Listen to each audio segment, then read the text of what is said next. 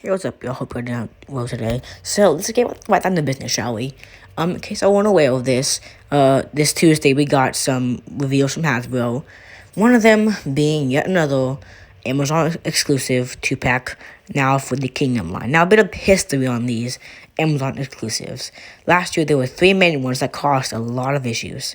Number one, the Ironhide and Proud 2-pack. Number two, the Coneheads. And number three, the Ratchet and Lifeline Paratron Medic pack. Now, in theory, there's a good idea to release on Amazon, right? It's much easier to just go to Amazon, click a button. I believe it's a worldwide company. Then you just go to your local store and pray they have them. Again, in theory, it's a good idea. In execution, it was not a good idea whatsoever. Of course, the pre-orders came up first, and those came out relatively quick. They sold out pretty fast. And after the pre-orders were done and they started shipping them, they never ever did a rerun or re-release of any of those packs, making it incredibly hard to find those 2-packs on anywhere really. I believe on eBay, the Prowl and Ironhide one go for at least 110 plus 10 shipping, so yeah, it's really not good. And even with distribution, those 2-packs were not really, like, the shipping times were horrible. I believe some people just got those towards the end of 2020. That's horrible, truly. It's not good. I really expect better from Hasbro, and I don't know why they're doing another one of these. I really don't think it's a good idea, but for whatever reason, they're doing them again, so let's check it out.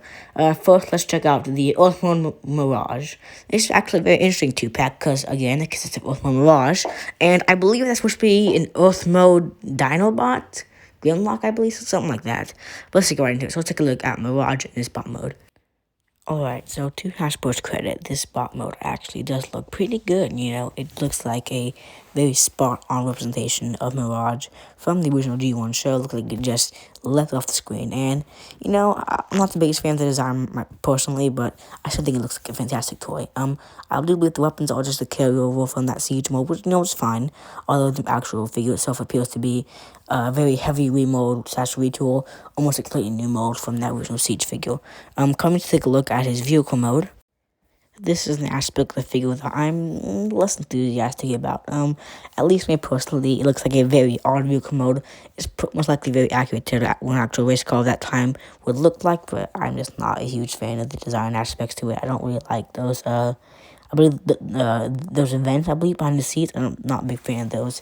Again, it's fine. I'm just not the biggest fan of it. But overall, it looks like a good, it's called a car mode for a race car. And, you know, it's decent. Coming to look at this very interesting, I believe, Earth Mode Dino, not Dino, but Earth Mode Grimlock. Let's take a look at him, shall we? Alright, so just some information here. This is supposed to be a Beast Wars Grimlock, based off of that original Beast Wars 90s clone of the original Dinobot from the show. So that's what this figure is based off of, and it's very interesting to me. As you can see, it's just a direct repaint of the Kingdom Voyager Dinobot, except for the head sculpt, which appears to be a slightly stylized version of the G1 Grimlock head sculpt, just to, you know, fitting more with that beast aesthetic. And, you know, I'm not a big fan of this one, guys, honestly. I don't really like that new Kingdom Voyager Grimlock, not Grimlock, sorry, Voyager Dinobot figure. I think it looks a little bit ugly. The color scheme here does look pretty fantastic. I think the colors do blend pretty good with each other, but again, not too enthusiastic on this one. But turning to his Dino Mode, again, it doesn't look too fantastic to me.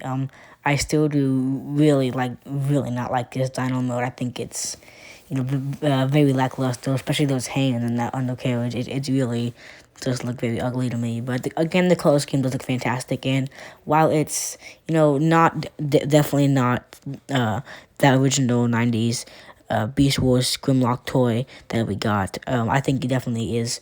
The slight stylization definitely does help to separate this figure from that original Dinobot mode, and even the original Grimlock mode from the 90s. I think the colors on this figure do look pretty fantastic, but just the mode, and that kind of turns me off away from this figure. But let's take a look at the last image we got here. I believe it is, yes, the packaging for these two figures. Let's take a look at that, shall we? And finally, I think the box art actually does look pretty good for these two figures. Again, very stylized, very artistic. I do really like it. It does look fantastic. But if you guys do remember from those, it was on 2 packs from the authorized line.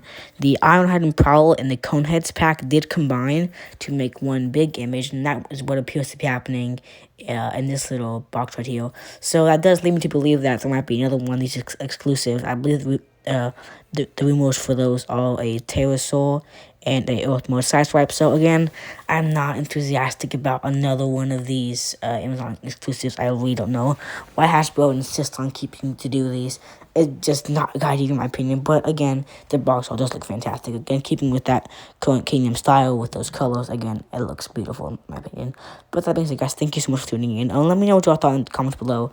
Of Hasbro doing another one of these Amazon 2 packs, the exclusive distribution. With all the figures themselves, you can pick them up. You can leave it alone. Let me know down in the comment section below. But with that being said, again, thank you all so much for tuning in. I'll see you on the next one. Have a good day, guys. Bye bye.